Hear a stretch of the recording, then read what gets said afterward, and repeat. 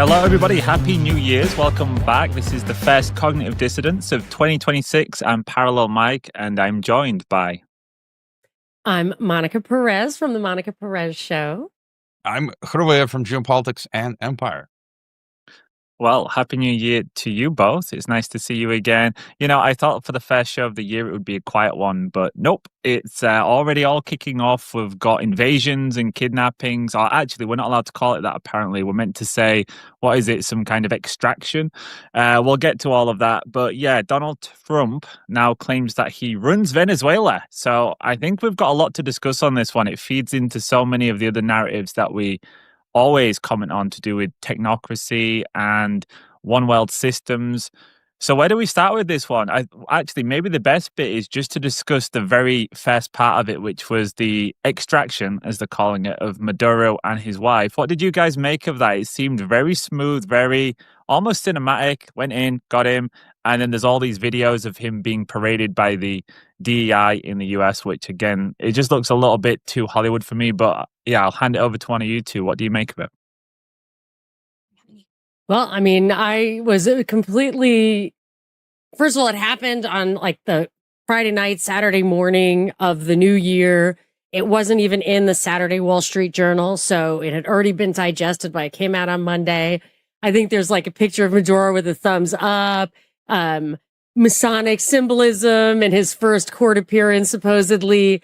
But what struck me the most was that, yes, they're calling it an extraction. I sent you guys a clip from NPR or whatever, hat tip to Sir Tim, that said that he was extracted and that the CIA had been there since August to make sure it went smoothly. And in my mind, it was so smooth, so seamless and to call it an extraction, kind of, that's what you call it when it's your guy. We got to get that guy out of there. And they were shooting at the helicopters on their way out and not on their way in. And it just seemed to me, I don't know when that whole thing started, but at one point Trump said, hey, we'll give you guys safe passage to Maduro and his wife. I feel like either that was already in the works or he said, okay, and they took him out and they are actually leaving his government in place so that they can prevent a coup or whatever. And to me, when Trump said we're running Venezuela, to say something like that, to me, it sounds like a cover. So they are that government cooperated. They're cooperating through the transition. They are going to just get back into the international fold, take orders from the U.S. And I think they get to bluster. It looks like a fight. I think even the opposition that's emerging right now, there's already been an expose of how it's financed by like the same people who were doing No Kings or something. Like it's really very theatrical at this point. And let's talk more about how that segues into the Don Roe doctrine. But Roy, what was your reaction? Just before I hand it to you, Roy, just before we move on from the kind of reaction, I just want to show listeners what it actually looks like. So this is just Maduro getting off the helicopter, and you can see it all kind of looks pretty cozy, actually. And there's a really interesting part of this bit where he looks to the sky and he looks like he's come home. He looks really happy about where he is. Wow. It's very bizarre. And I'll pause that one. And then there's this one, which is like, you've just met your cousin after 10 years and hey, how's it going? He's got the thumbs up. He's got a smile on his face. It doesn't look like some of the past regime changes that we've seen. This looks more like it's for, media consumption, like everyone's friends. So, my take on it was that it was all planned. Maduro's pretty happy. He has maybe got a deal and him and his wife are going to be looked after. So, that was my take. I'll hand it back to you, Roy. That's the synthetic AI Maduro. Some of the extreme conspiracy theorists are going to say Maduro is dead, and that's his cyborg, synthetic, humanoid, biologically constructed. That's all AI. It's fake. But yeah, I think there's a lot of the theory. Some people say Maduro was sold out by his own someone in the Venezuelan military. But then, kind of to what you guys are saying, that doesn't seem to completely add up. And some of the more extreme theorists say that, as you say, Mike, a lot of the global elite, East and West, are sort of connected back channels together, and some deals were made. And I always have to use visuals for myself. It's kind of as a teacher thing, but also to make it more interesting for the audience. And you guys see my screen, yeah? And as you said, this is exactly how I felt. It says, I feel like Yes. I'll miss the invasion of Greenland. And I was at the beach, and I still have connectivity, but not as much. And like all this stuff is happening, New Year's, and it starts with a bang, Venezuela, and then you hear the news like Germany, the power's going out in Germany, cyber polygon, and then it's just completely. I'm going to read that for the audio listeners. And I will say this meme that you shared, I actually shared that with my kids immediately because it was so funny. It says, I feel like if I go to bed too early, I'll miss the invasion of Greenland. And then next after that, Cuba, and then Nicaragua, and I have to go back to past guest Nikola Mikovic, based in Serbia. He tweeted this out. He says, we did the podcast maybe 2 years ago. He said, we will live in the world dominated by the West for a long time, and it feels to be the case. It says. He says U.S. actions in Venezuela have clearly shown that what I told Jorge 2 years ago was correct. This world is and will remain dominated by the West for a long time. My warmest regards to all those who still believe in the multipolar world narrative. And we'll get to this later, I think, when Mike talks about the tokenization. But I feel, Brent Johnson and all those, we've talked about this before, the rise of the stable coins and all that. It feels like American Empire 2.0. And then just to add, this was an RT article that came out, and I was on Expat Money Online Summit VIP panel in October last year, and I said if we see military action in Latin America, it's going to be Venezuela, followed by Cuba, and then Mexico. And this RT article says Cuba and Mexico are next, and I think it adds Colombia, and then we've got the Greenland stuff, and Canada. So I think that they might, and then I think Rubio, and then George Friedman of Geopolitical Futures just posted an article saying Cuba's next. So you're seeing all these people pick up the signals. You can see this larger trend that it's about the Technate, and I think it'll happen differently in each location. So, for example, in Mexico, they're not going to take out Scheinbaum. Maduro in Venezuela was a different situation. In Mexico, they'd leave Scheinbaum. She's globalist. They would just do surgical strikes on cartels and stuff like that to clean stuff up. And I think this goes. I mean, we can get into this, but just to show the map, like if we look at, here's the map of the Technate, the official map of Technate of America, 1930. Like this is literally it. I mean, it's Greenland, it's Canada, it's USA, it's Mexico, it's Cuba, it's Venezuela, and Colombia. I mean, that's crazy, isn't it? That is crazy. And this is the thing that Elon Musk's grandfather or father, whatever, was involved in. Is that the Technocracy Inc. from Canada, or is this something different? Yeah, that's it. It's the same thing. But it's like the picture says 1,000 words. It's like all these people talking about oil. It's like, yeah, that's one part of the larger puzzle. The larger puzzle is this. This is even just the mid-range puzzle. The bigger one is world government. So they're putting the technates in place. And I've said previously, we had Putin come out recently and say how we should if we put together the GDP of Russia and Europe, we'll have a bigger GDP than USA, saying like we should integrate and work together. And here, this is the map of 1984's George Orwell's blocks of Oceania, Eurasia, yes. And East Asia. And like this is literally what's happening. And they're all, the technate of the Western Hemisphere is coming into being. We're watching it in real time. I said Oceania we're watching it being built before our eyes. And somehow they want to form the Eurasia, and Putin was pushing that. And so those are just some of my quick thoughts. And then you've got we should talk about the alt media. I mean, Patrick Burns is a CIA agent. Alex Jones is CIA for all it's worth. Byrne admitted that. Remember, did we talk about this last time? I showed the clip where Alex Jones was promoting regime change in Venezuela to impose technocracy.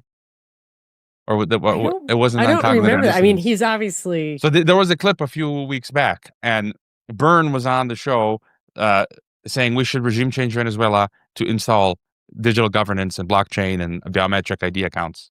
And Jones was like, yeah. And then Burns came into the studio a few days after that saying, I've been a CIA agent for 30 years. And they're both laughing. And now he says, Intel experts believe Cuban intelligence. So Cuba was holding Maduro hostage And Well, Trump's raid was a secret white hat QAnon rescue they mission. said that extraction thing is a dog whistle term. So, this, it's so funny that the conspiracy theories have been so weaponized to muddy the water. In large part, it's like you're handling it correctly, which is it's laughable, Yeah, and then I we wouldn't have to play this whole clip, but Andrew Tate. I mean, we're really seeing it come now, where Andrew Tate did a 3-minute clip of saying, "Let's take Venezuela, let's take everything," and his father is CIA, Patrick Byrne is CIA, Alex Jones' dad is CIA, Tucker Carlson's dad. It's like you're seeing this legacy all alternative media. Just yeah. So I'm gonna there. Did anyone of this enjoy watching Alex Tate get emasculated by the worst boxer in history? Oh yeah. Man, that was terrible. As an ex-boxer, that was the most disturbing fight. When was that? I normally watch the boxing. He had a contest about 2 weeks ago, I think it was. And I did see that. Yeah. oh, it was terrible. I mean, for someone that supposedly was a champion kickboxer, it looked like he'd never put on a pair of gloves before. But yeah, it kind of ruined his image, but I don't think it matters. Like you were just saying, Roy, he's a special agent. Sorry, Monica, you was about to say something, so I'll hand it to you before continuing.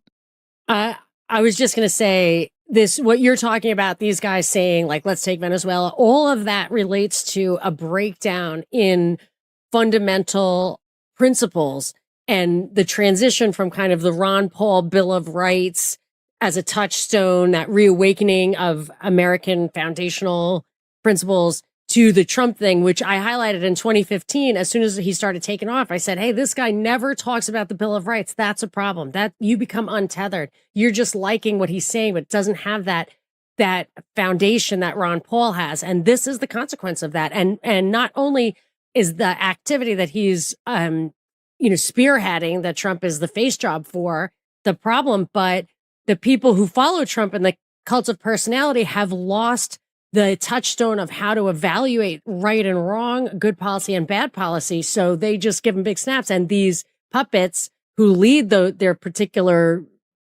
gangs, subgroups, obviously feed right into it. Yeah, what do you actually make of the legal aspect of this? Do you think it even matters at this point, the legal side of things? Is that just window dressing for what's happening? I mean, we don't have international law, but I guess, yeah. No, I mean, and I've seen these comments. There's like a handful of people in my Telegram, which I think are, what do they call that? The ghost army, the official, that's the ghost army, the Psy war, mind war, was it Aquinas, the guy's name, Michael, whatever Aquino, Aquino. And I've got these two people, and they play this game. They try to they use my name, they try to sort of develop this fake friendly relationship with me, and then they promote MAGA, Trump, tardness, QAnon, and saying, yes, there's this law under U.S. law we can regime change and extract Maduro. I'm like, what are you talking about? This is insane. You're just like so. But there are memes coming out by that logic. Russia can do what they did in Ukraine, and China can take Taiwan, and Israel can do Gaza, and anyone can do whatever they want. And so for me, this is completely illegal by all standards, U.S. Constitution, international law, whatever. But when they were doing this originally with the Middle East back in the day, 10 years ago, 15 years ago, and beyond, they had the expression American exceptionalism, which people in the United States thought of as American extraordinariness. Like, we're this, extraordinary nation. Like, we have these freedoms and it results in a lot of prosperity. That's how they thought about it. But what the word actually means, America is an exception to the laws of sovereignty. So the laws are supposed to remain in place, but America has an exception to them. And then if you just extrapolate that a little bit, and obviously the name of Roy's show anticipated this for a decade, it's empire. It's just empire. And the problem with it is it's built on this lie of democracy, because the people don't really want this empire. It's a new world, and it's fundamentally immoral. And we want fundamental morality because we know we're protected by it. But it's empire, and that's what it is. And that's what American exceptionalism is.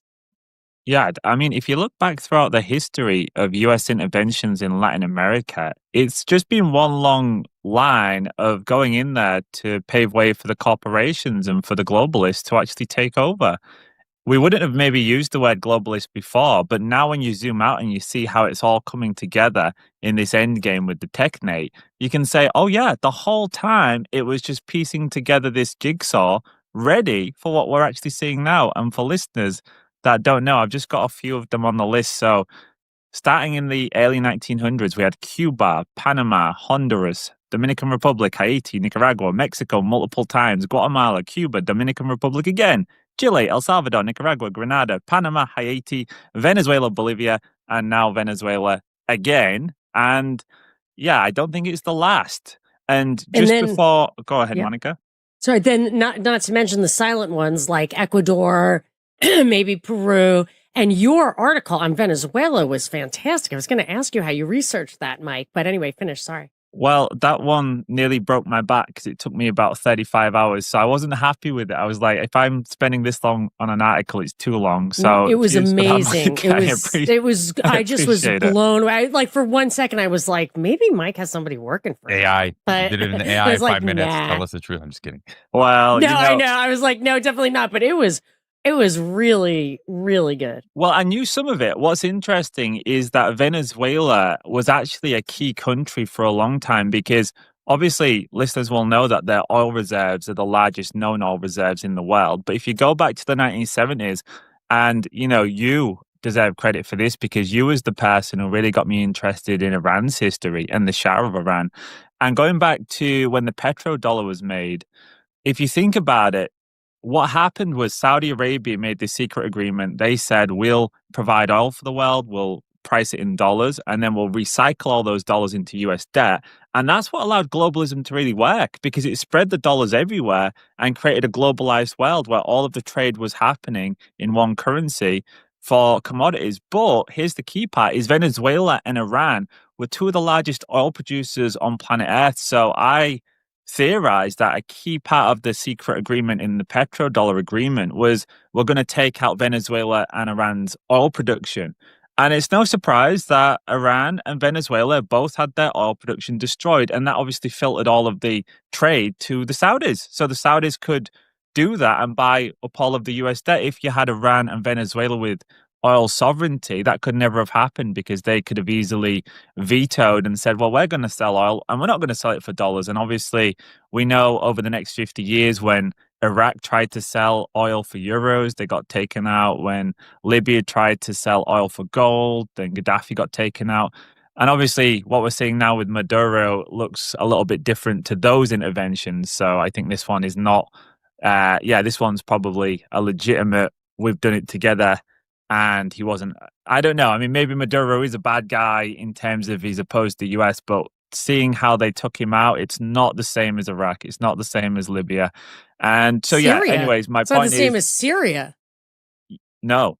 And the other part of this as well is remember the petrodollar agreement has now collapsed. So this is why I think they're moving on both Venezuela and Iran now is because that deal with Saudi, it doesn't make any difference anymore. The dollar is dying. And I think they're going to go to some kind of new system. And in the new system, who controls the commodities is going to be king. It's not about controlling a currency like the dollar.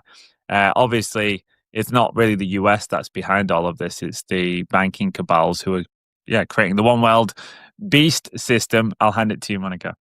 I want... Sorry, Hervoy, did you want to say something? Because I want your response to what I have to say, but I don't want to change I had a question for you guys related to this, but go ahead, Monica. All right, let me tell you my thing and you do that. And then, so I've noticed that they blame it on socialism. Like the Maduro thing collapsed because of socialism, North Korea's because of socialism. But if you dig into the recent past, like from 2017, a little before that, 2004, you even went back to the 70s, Mike. What they do is this is a really tight international system. And all you have to do when you want to isolate somebody, want to bring a country to its knees, and Hervoy brought this up before about the intentional internationalization of networks and supply chains so that you're absolutely vulnerable to any kind of disruption. They will disrupt that. And then your economy will collapse, your ability to access markets, your ability to sell your stuff. becomes negated, and then it looks like it's your ideology. But my contention is, with current technology, any ideology will work if implemented in good faith. Socialism, communism, fascism, I don't like saying that, but nobody needs to starve if any system were implemented in good faith. And that, I just, like, on the ground, seeing probably that closer, I'm wondering what you guys think. I think that's brilliant. That's totally it. I've already had people commenting on my article saying, "Oh yeah, it's because they went this socialist path, stupid Venezuela." I'm like, well, if that was the case, how have the Saudis, with a nationalized oil company, managed to be the best producer of oil for about like 80 years? They produce oil for like $10 a barrel. So that is the same as a socialist system. You've got, in that instance, Alaska does that. Yeah, exactly. Texas pays for its schools with oil money. Norway does it. So it's not about the system. That whole system of socialism versus capitalism is to get people to cheer on the globalists when they're applying this strategy where they send their corporations into places and take over. It's purely theater. I mean, of course, there are ideologies at play, but I see this all the time with these so-called capitalists. It's like, you're not cheering on capitalism. You're not cheering on capitalism. Socialism in Venezuela would have worked just fine if the oil companies hadn't removed their investment. I understand they're saying that because, like, nationalism, but they already nationalized it. They were willing to make deals. Like, they could have cooperated. I mean, it's probably going to get too detailed for me to know the ins and outs, but I could definitely figure it out. And every time I pull on a thread like that, it seems to be that removing the international support and not giving them access to trade for the commodities that they have that would make them prosperous in the world market is enough to bring them to their knees. And then the Liberation Day, Venezuela liberation, is not really liberation from socialism. It's liberation from Western sanctions. Well, we could make the same argument with Russia. Russia seems to do a pretty good job of producing commodities, and that's not a capitalist or free system. China's not a capitalist or free system. They were not brought to their knees by sanctions because they are their own international order. Like, they can control with their few alliances, they can control all their supply chains. They have commodities and stuff. I mean, maybe, does that ring true? Like, it seems to me Russia was not brought to its knees by its sanctions because it is not a one-trick pony.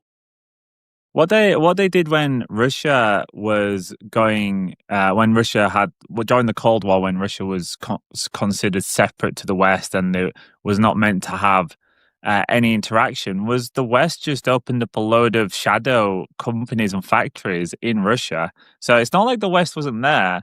And it's the same in Venezuela today. There's Chevron working in Venezuela. It's not like there's no American oil companies. Chevron's already over there. So there's always foots in the door. And it's the same with debt, for example. Morgan Stanley in 2017 gave them nearly $1 billion and bought a load of the distressed Venezuelan debt.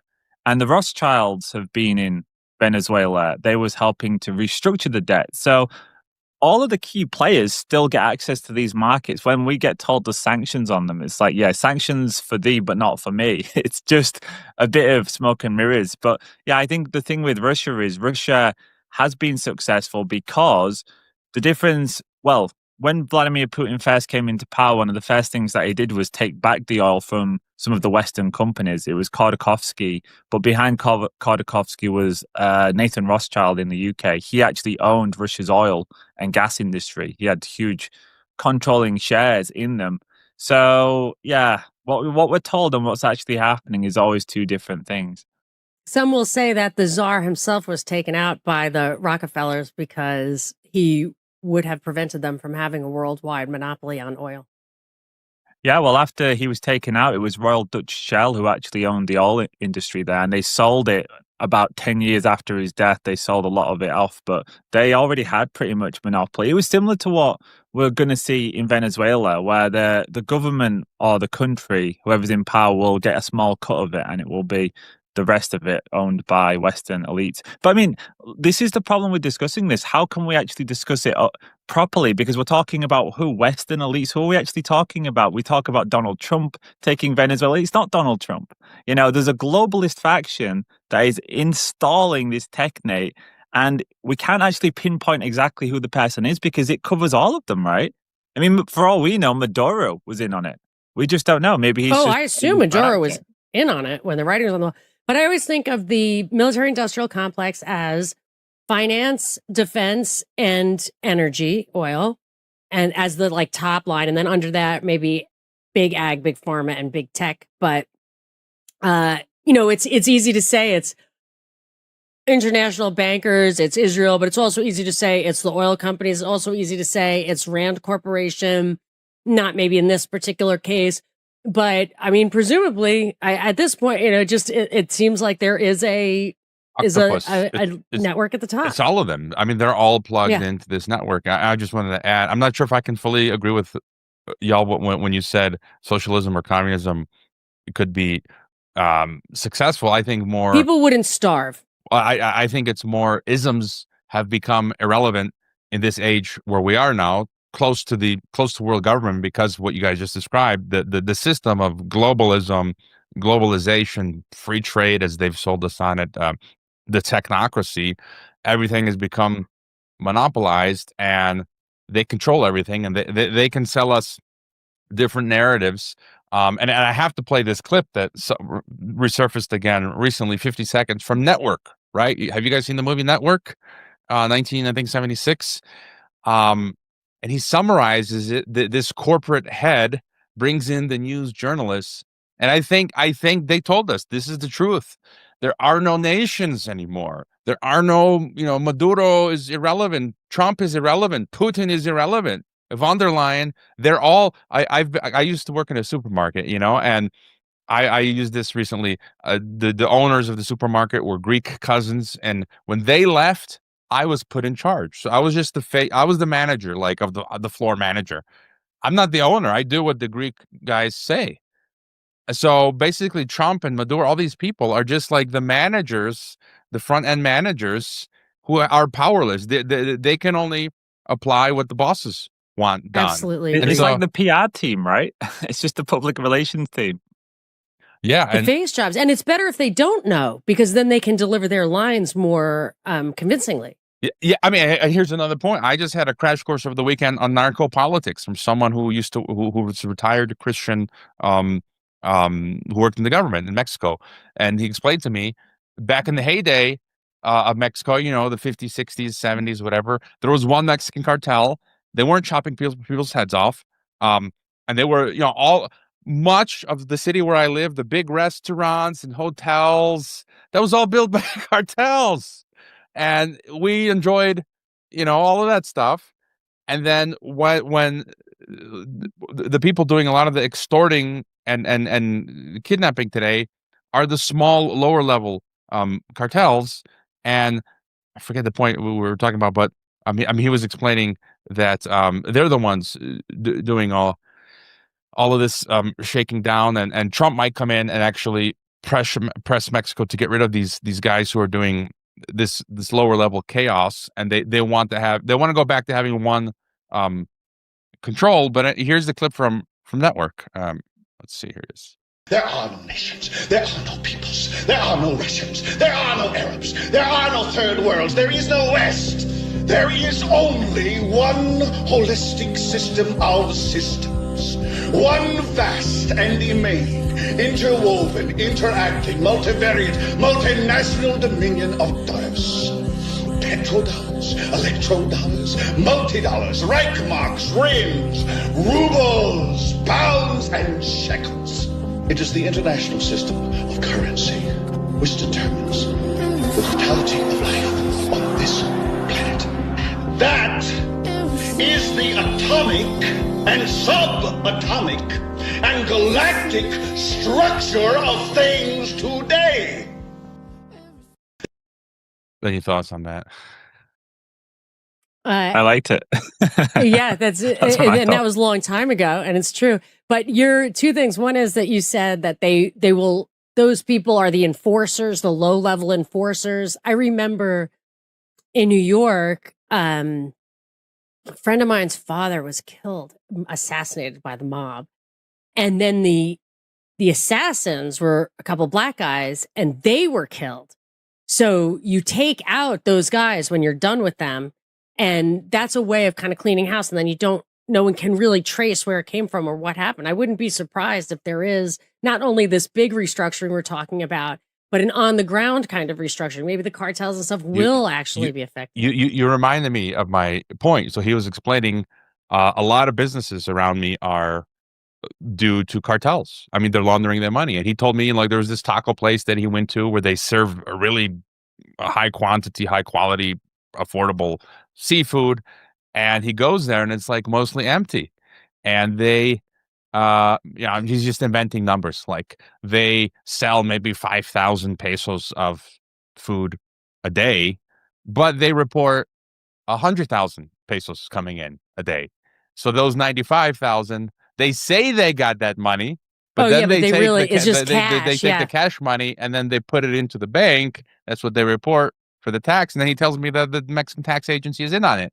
They look the other way for the big guys. For us little guys, they come after us.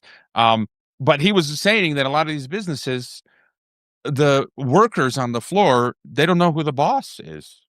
They're just like working there. They were hired, and I think it's commonly done. Like, you know, the food industry is all controlled. Oh, interesting. But the manager, I once went to. Sorry, jump in, Havari. There's a bit of a delay. Just to finish my point, the manager, so the organized crime syndicate, and it applies to what we're talking about, whether it's Trump and the globalists. The manager will be working with the cartels, and he's hiring staff. So only the manager knows who's the owner and what's really going on, and all the staff are oblivious, right? This is another thing that, like the way sanctions or getting cut off from the international community can bring you to your knees regardless of your ideology. Similarly, they point a lot to corruption in these places, but when you have to have black markets for things, that fosters corruption. So you'll look at Syria and say, well, it was incredibly corrupt. Well, it was incredibly corrupt because they weren't allowed to access certain markets. And then these are the kind of things that come up from the Western attack, the regime change operation that starts decades in advance. Yeah, I think they want to control, they do control all markets, whether it's legitimate or black. Like, even when they create black markets, they control the black markets. Yes. But all they don't want is for you to be lawless. Like, the law's there to control you, and they just don't want some random gang. Like, I think they probably control most of the gangs and the mafias. Like, if you went far enough, yes, it would be controlled Operation Fast and anyways. Furious. Yeah. Yeah, I think so. And I actually, you know, when I was younger, I went to a restaurant once with my dad, and he was meeting somebody who he was in prison with, because my dad was in prison. He was in the mob. And it was the guy who run all of the takeaways in the entire city. Like, the entire city, and it was a big city of millions of people, every takeaway was owned by the mafia, the Chinese mafia, or Japanese, I think it was. So we went to his restaurant and he gave us like a 50-course meal, and they waited on his hand and foot. And this old man came out, like this little old man, not kidding. He must have weighed about 7 stone with a walking stick. And he was like, oh, that's the guy. Like, he's the number one. This old guy who's so kind and sweet, because it's like all about, you know, family, and this guy was the senior one. So anyways, I found out when I was young that all of the takeaways, all of the restaurants are owned, by the mafia, or in this case, the Yakuza, probably. And may kick it back. Well, there was a big scandal here of Operation Fast and Furious, where the CIA was running guns to the Sinaloa cartel in advance of some presidential election that was happening back then. It was about 12 years ago. Eric Holder was on the hot seat for that, and just was in contempt of Congress and never came up with any of the documents that he was asked for. And there was another thing, Operation Cashwalker, but Border Patrol got killed by U.S. government guns that were given to the Sinaloa cartel. Did you ever hear about that, Roy? It was a while ago. Oh, the Fast and Furious, you mean? Yeah. Yeah, but I mean, that's clearly they're controlling it. But I mean, that's another thought. Well, let's move on. What about the... Just on that point for the delay for the Technate, I think this maybe relates more. I think none of us can know exactly, because there's vacuums in our knowledge, as you're talking about the globalist elites. It's like a black box. We can't know. But one thesis is, if they're bringing in the algorithm ghetto globally, right? I can see, and they appear to be on the surface trying to clean up the cartels in Latin America, right? And so one thesis is if they're bringing in the digital state, and Mexico is 80% cash use, Canada, USA is 15%, Still. and they need to knock that down. And so maybe they are actually attempting to get rid of the cartels who are a stumbling block to the digital state. So I can see that as one. Yeah, time to clean house. It's a new era. Yeah, and what do you think about the whole angle with oil? Apparently, Trump said that he's shipping 50 million barrels of stored oil. So they've got these big flotillas where they've got inventory. That's all going to the US. He's going to be meeting with the oil majors next week to try and get them to restart operations in Venezuela. And he said that they're going to indefinitely ship all production to the US. And one of the angles that I thought with this is we know that a key strategy of the US right now is to try and keep the oil price as low as possible because they're going to be collapsing the dollar, or it is collapsing. I think the next crisis, which we're probably going to see early this year, I think the world looks like it's slipping in towards something like a major depression. They're going to print a ton of money, and that's going to be so inflationary that they're thinking if we can keep this oil price down, then yeah, we can maybe manage some of the inflation, not all of it. So I'm wondering what you guys think of that. Do you think it's about more than just the oil? And if so, like, is there any other theories you've got on it? I'll just add, I think the big play, again, is the Technate, the regional Technate and the world government. But within that, when you talk about oil, I've heard interesting theses recently on Substack. A listener sent me an article, which I put on the notes, which said that the Gulf refineries, the American Gulf refineries, like shale oil, the light stuff, is having trouble.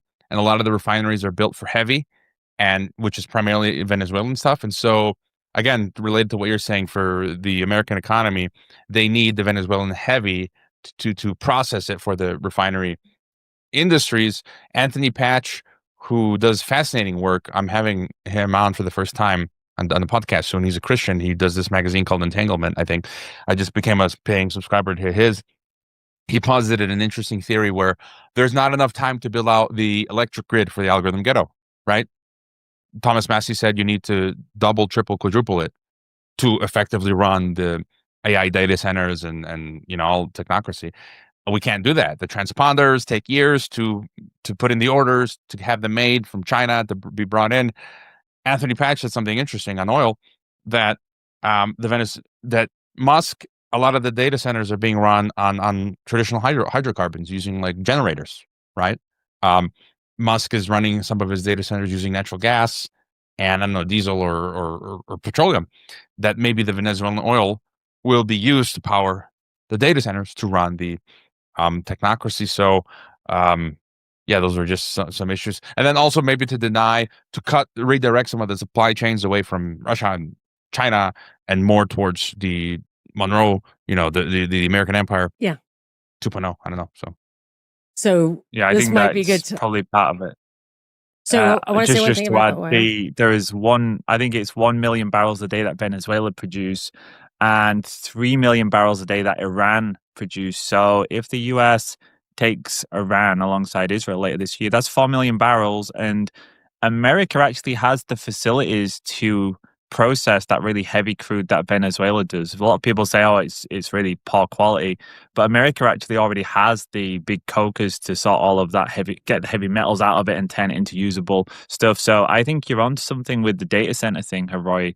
That makes sense. If they want to speed this up, and I think we all probably agree it's kind of accelerating. 2026, they're going to do it even faster than 2025 because I think they've got this issue that the financial system itself, once that comes down, they're not going to be able to fund these massive expeditions. So they probably want to get it done front loaded in 2026, just in case there's a major crisis, because at that point, America would have to turn its attention inwards, as would the rest of the world. So I think if they are going to move on multiple countries, it's not going to be over 10 years. It's going to be in the next couple of years. Maybe we see 3 or 4 knocked out this year.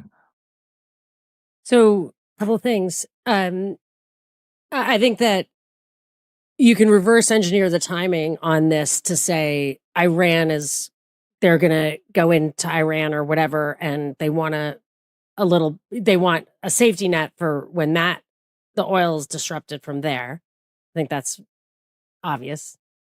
And then, but this whole like Monroe Doctrine, whatever, so we had the Monroe Doctrine, which was like Europeans can't colonize in the Western Hemisphere. And Donald Trump is like, no, this is the Monroe Doctrine where we can like aggressively take over everything in the Western Hemisphere.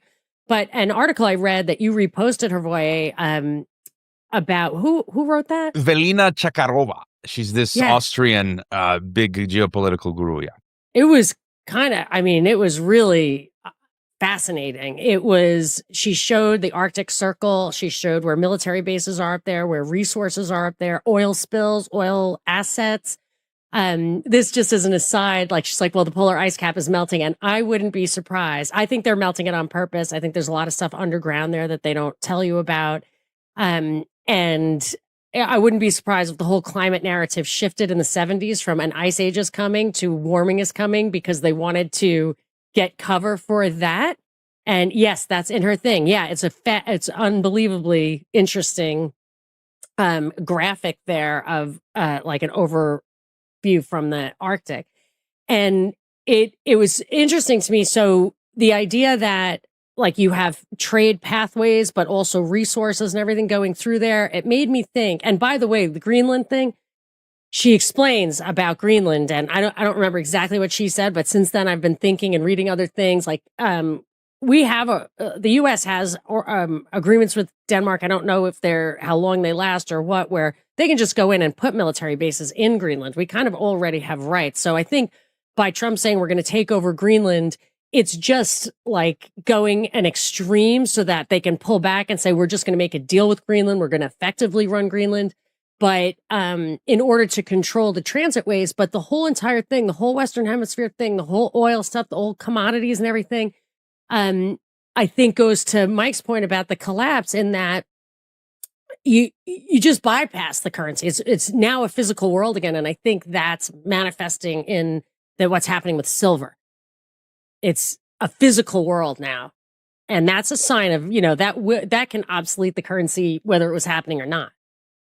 Yeah, that's right. And if you think about it, once we have the collapse of these fiat currencies, it's going to be settlement only in gold. So if you control the commodities, you will be a vacuum for the world's gold because in the West, at least, it'll be the US. It'll be the US that control energy, the US that control most of agriculture through taking over countries like Venezuela and Latin America. So I think if people are wondering how's America going to recapitalize itself with gold, China may have 40,000 tons, but America can suck all that gold out of Europe because Europe's going to be completely dependent on the US, especially now they've taken out Nord Stream and made them energy dependent.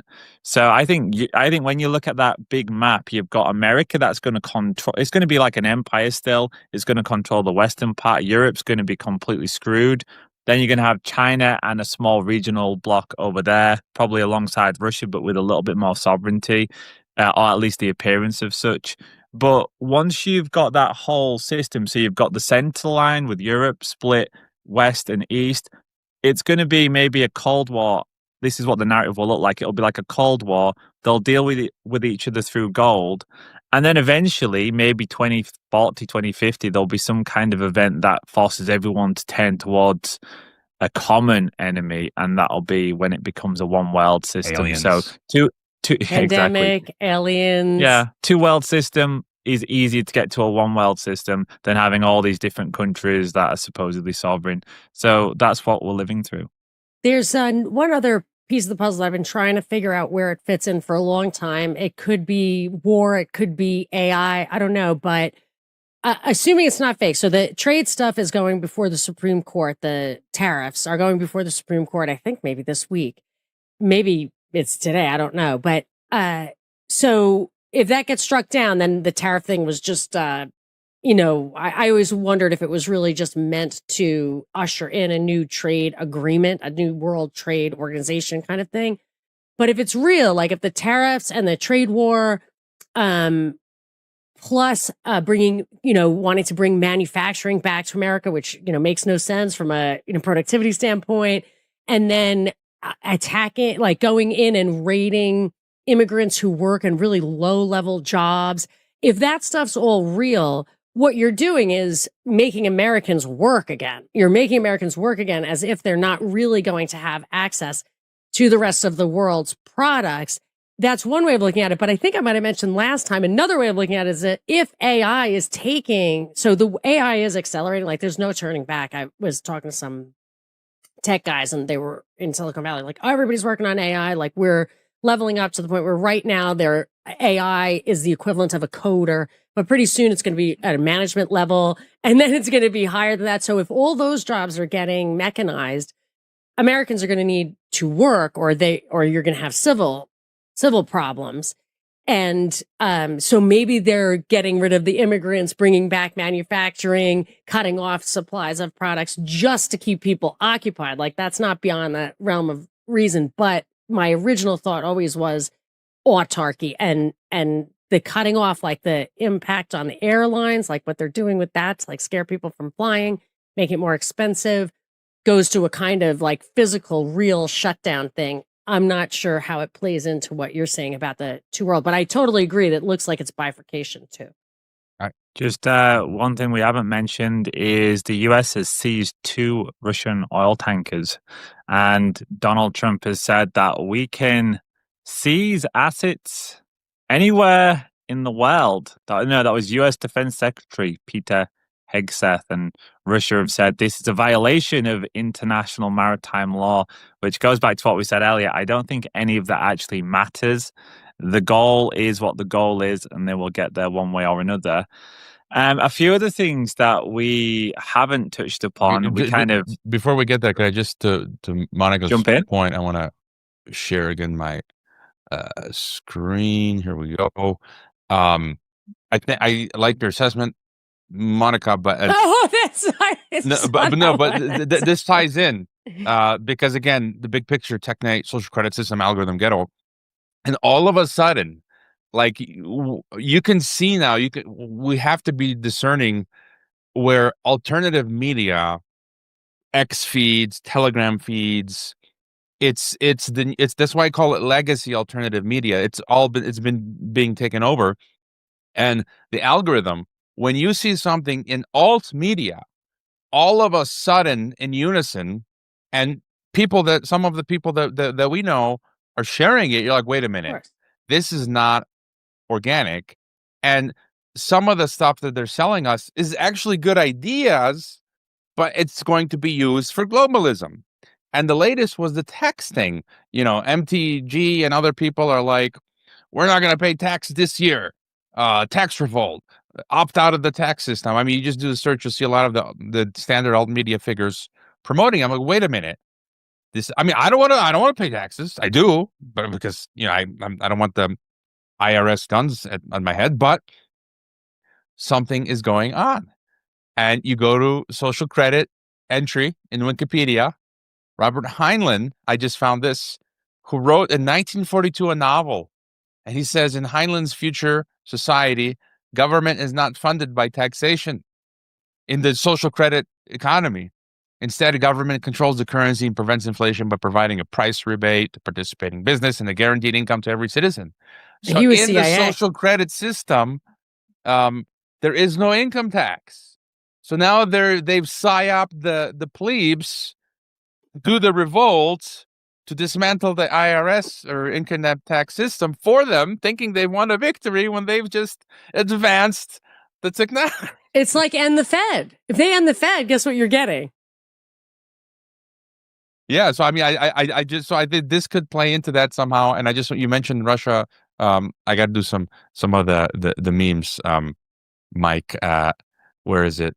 Can you believe RT tweets this out? Where it's Maduro yesterday versus today. Maduro, and the Chinese delegation visited Maduro right before the extraction, right? And some of the yes, interesting. Tell me about that. What do you think about that? No, and the multipolaristas, they tell me, I'm like, seriously, guys, I'm done with you. I'm seriously done with these freaking multipolaristas. You're getting paid.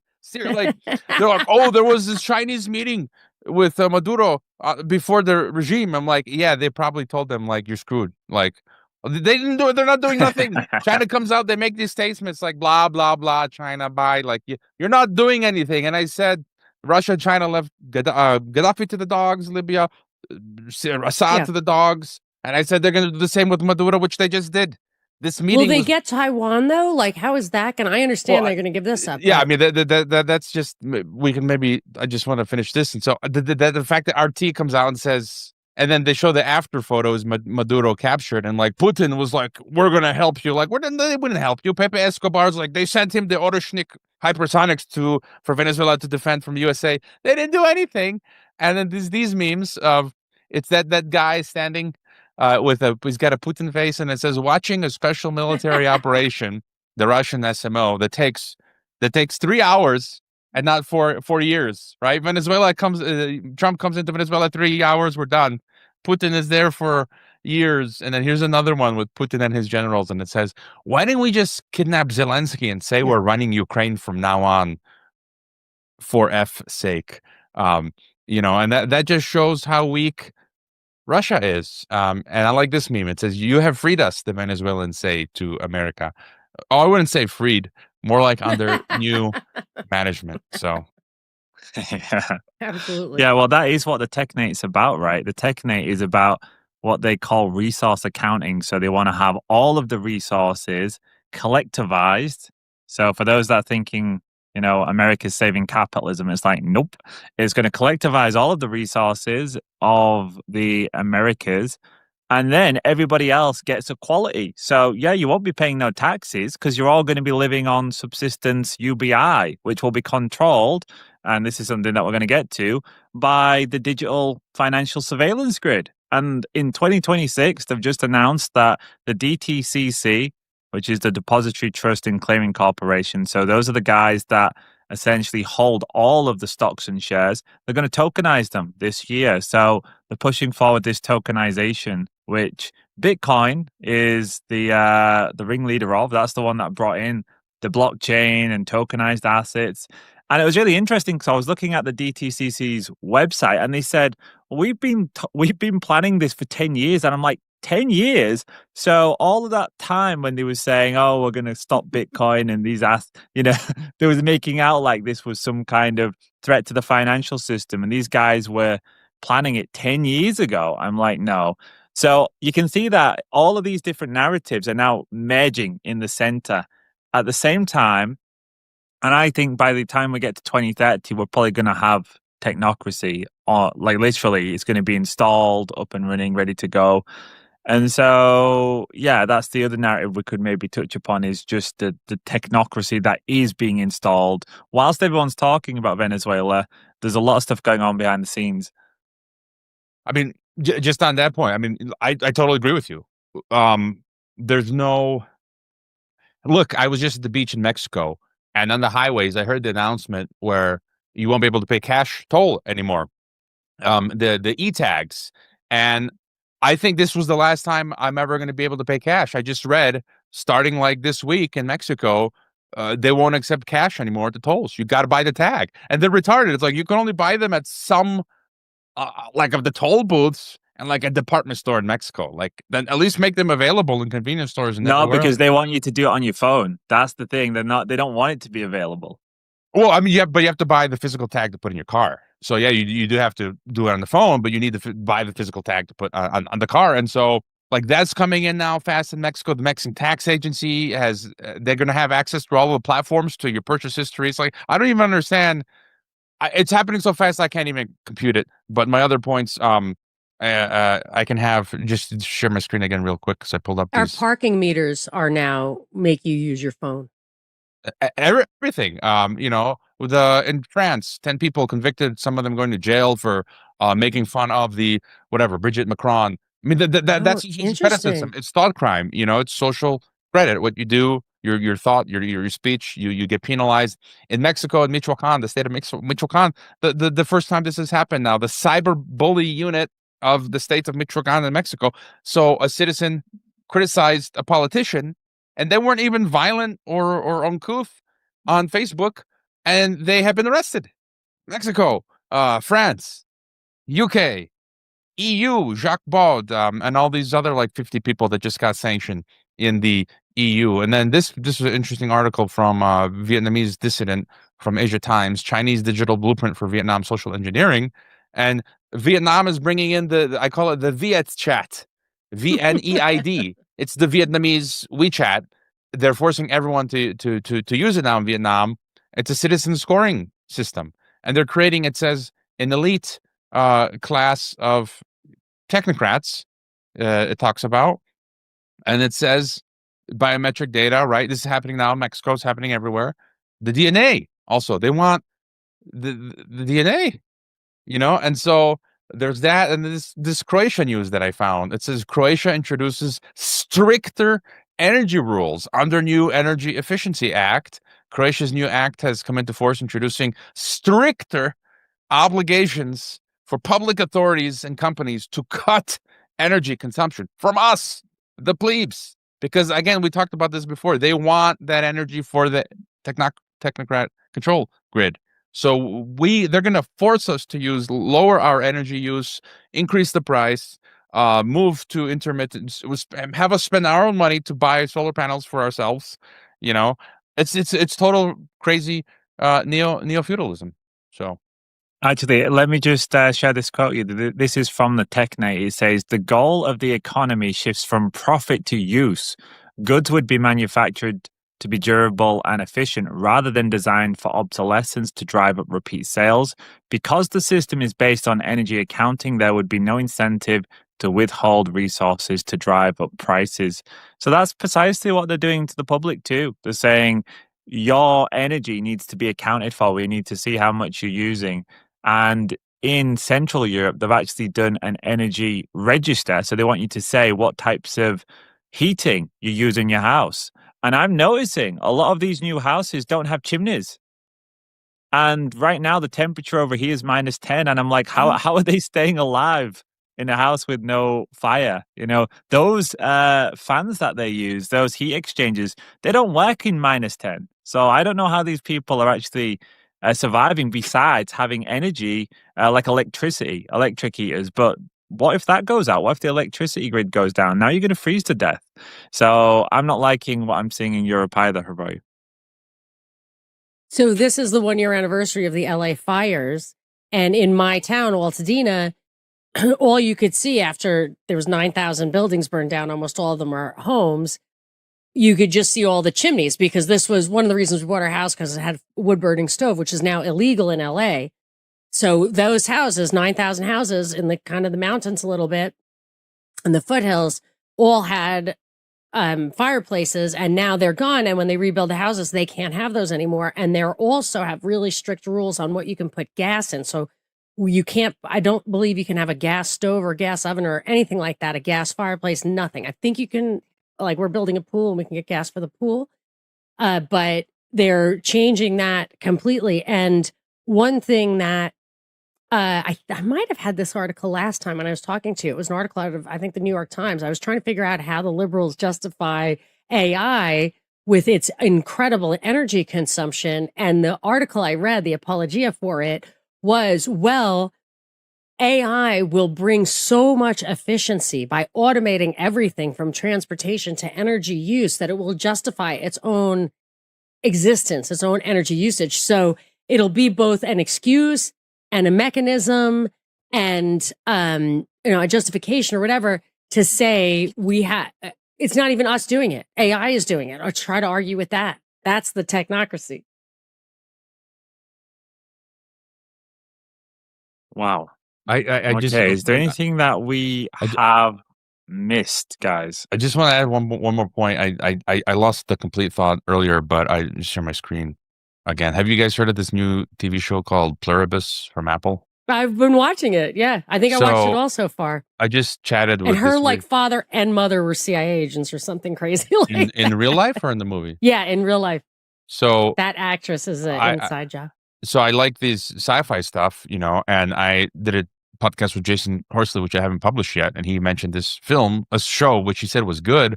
I'm actually finding it absolutely horrible. atrocious. Like, I can't stand this actress.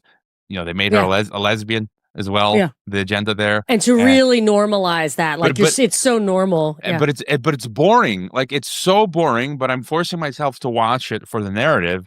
And the pattern that I'm picking up here, which I think relates to the technocracy, I'm trying to formulate a thesis here, that all of this sci-fi dystopia, it seems to be selling this idea of collectivism, Borg, Star Trek Borg. Arthur C. Clarke's, I always talk about Childhood's End. That was a good adaptation. It's about a Borg or Overlord Borg. This pluribus is a collective Borg. The Matrix. I mean, you can go on and on. And I feel like maybe this, and then the technology, this transhumanism, you're seeing, we talk about NPCs and what are the other words for NPCs? Normies. And the technology that increasingly we can't live our lives without, it's somehow, I think Satan's agenda is somehow to make like a collective hive mind Borg of humanity. I'm still trying to kind of understand it, but do you guys see that trend there? Oh, yeah. It definitely was predictive programming. She had anything she wants gets droned into her. So it's like, it looks pretty good. Some people are really enjoying it. And, but I want to tell you that her mother was an executive assistant for the Navy, and her father was a counterintelligence agent in the Naval Investigative Service. She's from Virginia. Cause I kept saying, like, how did this chick get this job? Like, this is kind of a big show for this. It's a one-woman show. And I wasn't particularly But it's horrible. I impressed. find it's just so boring. Yeah, people love it. I hate it. I blow through sci-fi like it's eating popcorn. Like, there's nothing on sci. Like, I've seen it all. Like, so you guys are like, watch sci-fi. I watch them all. The Pluribus, I watch them all. I watch every sci-fi on Apple, reading the books. So I'm watching it. Any sci-fi, I will watch it. But yeah, it's definitely dystopian and subversive. Where do we think we are going next in 2026? It's only January 7th. Does anyone want to make any bets on what we're going to see this year? Just, we can maybe reflect back on our last show of the year, but what do you guys think we're going to see over the course of the year? Well, and maybe we were talking about earlier. I thought this was an important point. You mentioned Iran, Monica. And I think, maybe we're preparing for a future war. Who was I talking with? I was on X Space recently with Patrick Henningsen, which was fun. And they might use the World War III. They might actually launch some form of real manufactured conflict. And that, when that happens, it's going to be COVID all over again. I interviewed the Canadian scientist, Denis Rancourt, and he posited COVID was like a simulation for World War III. And so if they do that, national security, all countries, national security, force majeure, no free speech, lockdowns, this is the whole same thing. And so maybe countries now are scrambling for all the reasons we talked previously, the energy that's going to be used for the financial system to come out, as you outlined, Mike, but also to run the technocracy, but also for future wars, for Iran. And I think that goes back to America can do whatever they want. It seems like they're going to do Iran next, and they're going to need these energy for war. I've also had guests say that in general, there's not enough energy to do a World War II style war, which could be good news, which means they can't go full out like they did previously because of energy restraints. So I don't know if people have also that would get rid of all of the technocratic infrastructure as well. So I think it would have to be kind of localized with fronts where they send people to die, and maybe the rest of it's big narratives that we see on the screens, kind of like with COVID. You see all the stuff on the screen, but you go outside and, well, it don't look so bad, but there's air raid sirens maybe and emergency text to your phone. So it'll be like a technological, psychological operation, but whether there'll be like Dresden firebombing, I don't know. I agree that the COVID thing was an experiment, a dress rehearsal, putting things in place, seeing how far they could go, seeding things they need for surveillance and censorship and all of that. I think that Agenda 2030, it seems like, is that really happening? Are we on track? I think we actually are on track for that. And the two kind of, if you ask like AI to summarize it, the two overarching things are it encourages collaboration among governments, civil society, an expression I hate, and the private sector. So it's the corpo-governmental continuum, which we see happening now from, everywhere from Venezuela to Syria or whatever, where everybody's just going to cooperate and collaborate and it says it's going to utilize indicators to measure advancements towards achieving the goals. There's going to be a lot of measurement, like you're saying, tokenization, all that stuff is about measurement and tracking. I think there's going to be a lot of that. My son was just telling me, he knows kids who want to go into the U.S. Space Force, which looks like a joke. He said, no, it's cyber intelligence. That's what it is. It uses space because it's like satellite, but it's really cyber intelligence. So the cyber element of the war is probably going to be bigger than the physical element, I assume. And it's just a funny little detail. Seems to me that Trump is kind of letting his hair go white. And I feel like he's done. Like he's at the end of the midterms, he can announce that he has full on Alzheimer's if he wants to. Like he's passing the torch. So I think we need to watch out for the signs of who's getting that torch. It looks like it would be Vance. It looks like what's up with Kushner. And then, but really it's, in my opinion, it's probably Newsom. So I think that he's ready to just not be so much in the news after the midterm elections or whatever. And, so this would be a year of transition in that regard.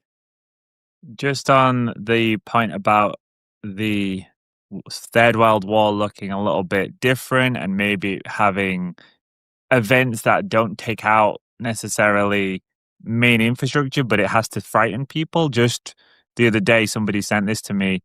Berlin had, and here's the headline, biggest power outage since World War II. So you can see how they're framing the propaganda in the media talking about war. It said it was described as an act of terrorism, the longest blackout in Berlin's post-war history, and it was 45,000 households.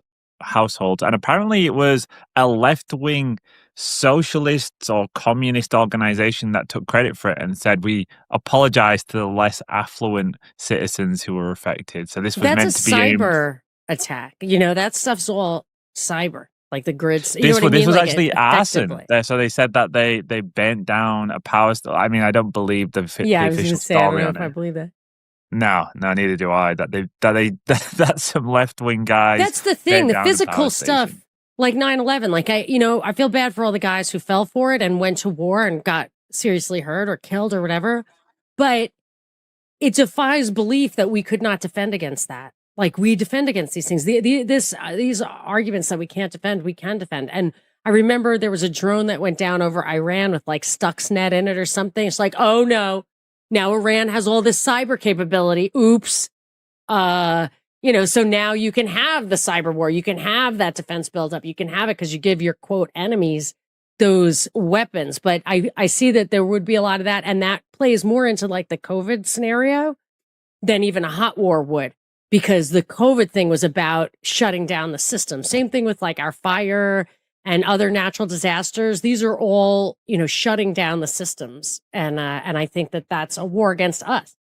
Well, they're telling people in Europe now to prepare for at least 5 to 7 days of major disruption. So have food at home, have emergency torch, batteries, things like this. And this has been happening kind of sporadically in different countries. They've been coming in and telling the citizens to do this. So it feels like they are making fertile ground for some kind of narrative shift that's going to happen. And that would justify a transition to AI. Like I think our fires here will justify a transition towards a totally revamped grid. I feel like all of the disasters, they don't even have to do a good job with like making the disaster seem real.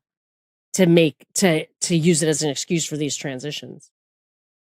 They're building the narrative, right? First is what you guys just outlined. They're building this narrative of boogeymen for cyber attack, skirmish here, skirmish there, and then it's all about transitioning us to the global algocracy. And I'm basically in survival mode this year. It's survival mode. It's getting crazy. The inflation, financial stuff. protecting your privacy, because they're coming after us. Like I said, here in Mexico and elsewhere, the governments are getting massive powers to sift through all of our data for thought crime, jailing you for that, or to extract as much data for taxing you, for just extracting, basically either trying to make you impoverish you completely, jail you, or kill you, like total full-on democide. We may even see a repeat of 20th century, what RJ Rummel talked about, the Oh, yes. death by government. And so for me, it's just like, I don't care anymore. I gotta protect me and mine, survival mode, so. I had a note to myself earlier, and it brings, it supports Mike's point about first you have the two systems, and that'll be easier to integrate into the world system. You see what's happening with the Don Roe doctrine or whatever, and maybe China doesn't like it. And it's about physical control of rare earths and commodities and oil, and precious metals. But even though it does appear, and I mean, that there is some competition on the ground between the two big tracts, the bigger picture stuff, the stuff you're talking about, the Technate, the technocracy, all of that they're in lockstep. They're doing AI, they're doing digital currency. I mean, this is the more it really causes cognitive dissonance when you read about how will China react? And this is about depriving China of this stuff. And then realize everybody did COVID. Everybody's doing digital currency. Everybody's doing all of this stuff. And the only, the obvious explanation, I think, is in the short term, yes, you kind of tighten up, and you need an enemy to do that. And then you stitch it just like Maduro. It's like, okay, like, all right, it's over. Let's just make a plan. Well, to Havari's past point, there are a ton of people in America that are covering for Trump, the MAGA-tards. Then we've got the multipolar people that are saying, Monica, you are wrong. They're doing similar things, but they're going to make it more humanistic. It's going to be good for families. It's all going to be fine in the East. I kind of disagree with both. I think it's going to be technocracy for everyone, and that's where I think 2026 will take us to. I think they'll advance it really quick this year, and so definitely I think it's a good year to take stock and start to decentralize where you can, and maybe get yourself ready for going dark, where actually if all this stuff happens and it's in the screens, you want to be able to turn them off and to turn around and just look at your family, go in the garden, eat some healthy food that's growing out there. Maybe get a little food store, so if there is some fake shortages, you don't have to worry about them. But I think that's what I'm going to be doing, is just preparing to switch off at some point. And maybe, no more podcast at that point. I'm going to take a break and we'll see. I'll live in the real world for a bit. I'm going to get a generator. That's my goal.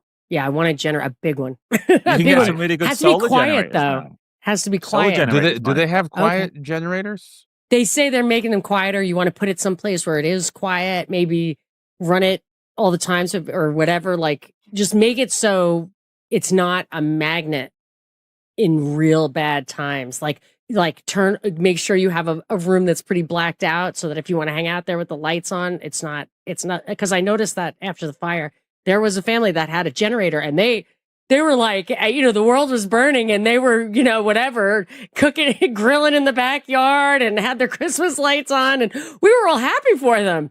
But, one dark turn, and those people, we know where they live. Like, but the thing is, if you can't put that thing inside, it will smoke you out. No, you can't, but you can put it behind your house, and you can make sure that maybe you have like a stove or whatever, because if my kitchen's in the front of my house, like if I want to turn on the lights in my kitchen, people are going to see that. I live on a busy street, super busy now. It's a thoroughfare now. I'm just saying, like, having experience to complete. I mean, we were out of everything. Like, it was bad. There's no electricity, no gas, no water for a really long time. We were denied the right to go in and out from our house. Like, we did it, but it wasn't good. The fire, like, if anybody were to have like ammo or whatever, you got to prepare for that. But it would have been very, very convenient to have just to have some electricity and clean water. Yeah, So get a I'm going to nice prepare. British. You can buy British Berkefeld or Big Berkey water filters. They use ceramic candles. They'll last a lifetime. I've had mine 15 years now. Really? Yeah, they're great, and they will get rid of 99.99% of contaminants, heavy metals. And so I get one of them for everyone. It's like $100. I don't And know what stick it that on your is. How do you counter. spell that? It sounds familiar, but I don't remember. Big Berkey, Berkey, or British Berkefeld, Got one of those. Berk. That's what I use. Okay. Yeah, we've got a huge one and then you can buy yourself a solar generator. You'll be good with that, Monica and Callie. Oh yeah. So you'll be fine. And those things are good. They can charge on mains. You can also stick it in your car. So if you had to get out of Dodge, and then just get a food supply, and that's really your mains covered, right? And also backup heating, because I think that's what gets most people is they can't heat the house. Like I said, in winter, if you don't have proper heating over here, Yeah. you would freeze to death. They're I don't burning your need in furniture. Mexico. I do not need heating. Me so. neither. I mean, the absolute Yeah, coldest it gets is the 50s here. So you guys are good, but that's a life threatening for us. But yeah, those are the key things that I think once you've got them, you definitely want to have a bit of experience of practice. Like we have blackouts every year anyways, because the infrastructure where I live is so bad you can't even put solar farms around here because there's not the infrastructure to handle it. So I'm kind of used to to living with, I mean, that's a normal thing for us. If it doubles, triples, we're used to it. But a lot of people, I think, don't understand that actually it's really hard once you have that blackout. You need, good head torches. You need everything. Do you have And hyper insulating blankets, like stuff that you can use to not waste energy when you're sleeping or whatever? Yeah, you can do. What we bought was a load of fairs, actual proper fairs. Nice. Old fair, like there's one like just there on that. Maybe that's why they don't want us to have fur. Yeah. Yeah, well, totally. Yeah, and also right now we kind of live in the glory years still, where you can buy a lot of used like clothes in the West because people think, well, I'll never buy used clothes. But if you get natural materials like wools and fairs, you can buy these for pennies. But I can guarantee that that won't be the case forever. So we just stock up on them whenever we see them and stick them in a cupboard.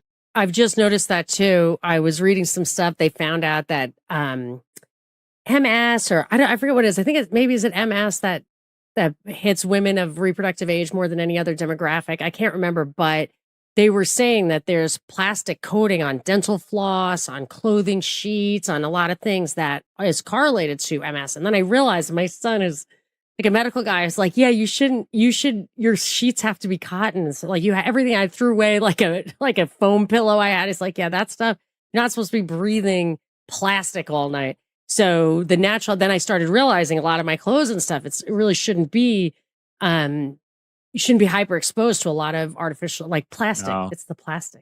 Yeah, my wife will only buy natural materials. Yeah. And I once made the mistake because a natural material, you can decompose, you can throw it in a fire, it's fine. If you throw one of those unnatural ones, a synthetic, you stick it in a fire, it melts into a giant ball. That's the problem with my neighborhood is all the fire retardant is toxic chemicals. So when it all burned, people are tearing their own houses down. They're losing their minds. They're like, oh, it was full of toxins. Like tearing the houses down that didn't burn. It's happening right in front of my eyes right now. My next door neighbor. You've got a fast row seat. Did I show okay, you I think that's a good place to. All right, can you show us? I'm going to just show you. Can you see that house? Yeah. That house didn't burn down. It wasn't damaged at all. They ripped off the stucco and the plaster on the inside, the roof tiles, everything. Well, just as one final aside, you know what they're doing in Europe now? They're forcing people to put up on the outside of their house insulation, but guess what it is? It's foam board. So can you imagine? Their house in plastic. They're covering every house in flammable foam. So if there is a major fire, you'll just have all this black toxic smoke covering the entirety. They want you to die. I got to do the two Trump memes. Come on, just for fun. Go for it. Yeah. Keep it light. Hilarious. Go out with some memes. I found this AI generated on Facebook, and it's got Trump in a tropical area. Nice. Cooking the comment to Latin America fried bananas, but it's funny. It's got him singing. Here it is. Madurito, Madurito.